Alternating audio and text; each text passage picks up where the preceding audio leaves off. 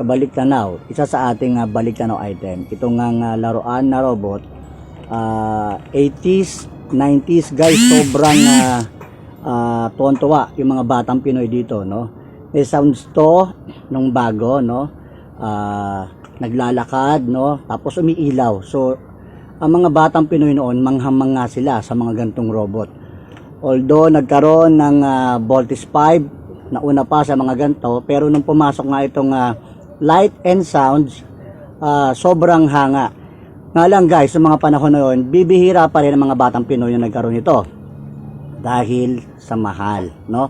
Sa mahal ng presyo ng mga gantong robot, no? Nakontento ang mga bata na gumawa ng putik, gumawa ng sipit, at gumawa ng pang-curl sa buhok, or pwede ring mga kahoy, no? Yon. Ganun naging malikhain ng mga batang Pinoy para magkaroon ng mga robot. Ayan, Luis Serrano, balik tanaw item.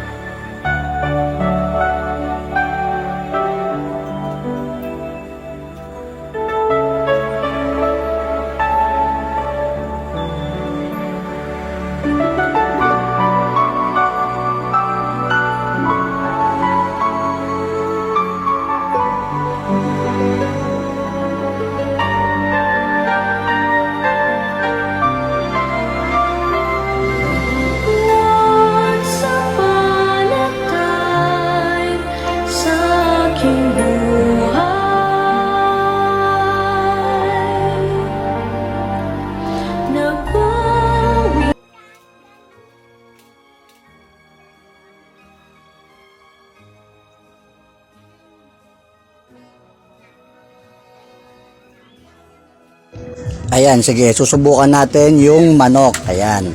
Okay, sa manok tayo. Yan yung manok. Ayan, nakakatawa. Ganyan lang dati, guys. Sobrang happy na yung mga batang Pinoy, no? Ganyan, hinahatak-hatak. Tapos, aandar na yan. Sa ganyang laruan, guys, happy na yung mga batang Pinoy. Ayan, yung manok. So, muli po, maraming salamat at tumatangkilik sa aking balik tanaw item. Yung mga laruan na kinagiliwan ng mga batang Pinoy. Ayan. Sige po. Maraming salamat po mga kabalik tanaw item. Ayan. Manok. Ayan. Luis Serrano, balik tanaw item. Salamat po.